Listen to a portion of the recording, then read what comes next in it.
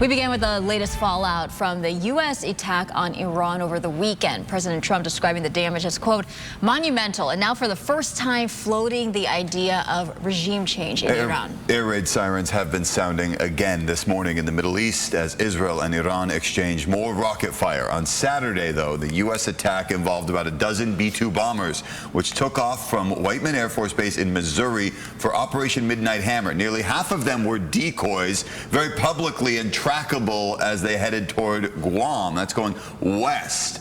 The rest of them, flying in secret, took off towards Iran.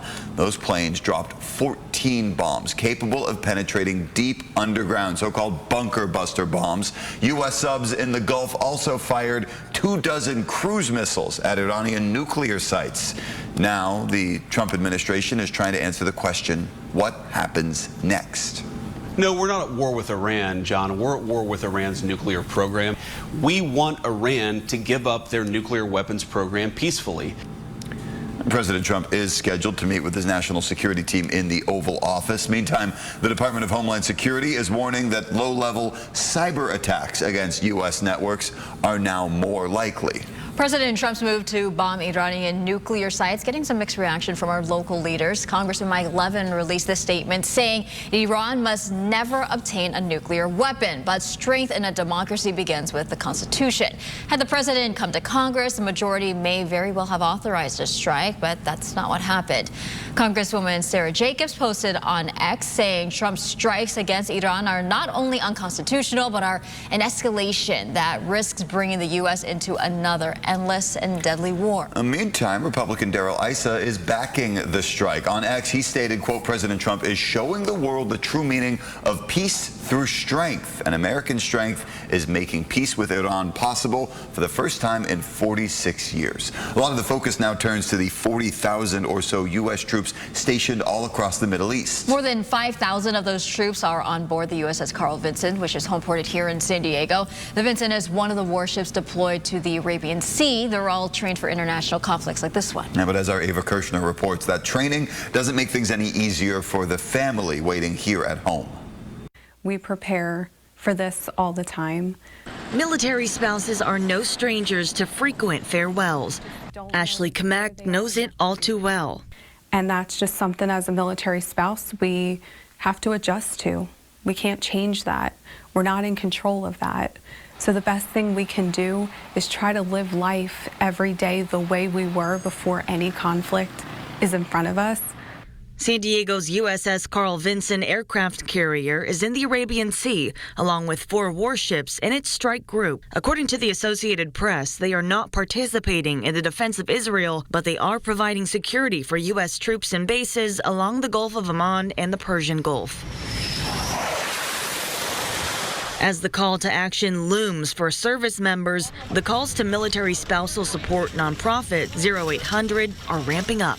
Especially when things get hard and tough. During recent months, during recent days, you know, we have an increase in the amount of people who will call in and say, I'd like to enroll just to get that extra support. Whether they are looking for mental health and family resources or just a friendly face, Kamak says right now, any support helps. When we watch our service member leave, there's always a chance that something is going to happen that maybe is unpredictable and not something that we thought was going to happen. With recent events, our families, you know, they can feel scared. 0800 provides resources for childcare, counseling, career opportunities, and more. If that sounds like something that could help your military family, head to this story on our website, 10news.com, to get involved. Reporting in studio, I'm Ava Kirshner, ABC 10 News. No war with Iran! No war with Iran! No war with Iran! No war with Iran! Several San Diegans protested the bombing at demonstrations over the weekend. A lot of them were calling for peace instead of war.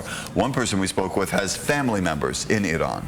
I have not been able to get in touch with any family members. I have several siblings, sister-in-law, nephews, nieces. The infrastructure in shambles, water, gas, electricity, internet, they're all just messed up all over the country mostly.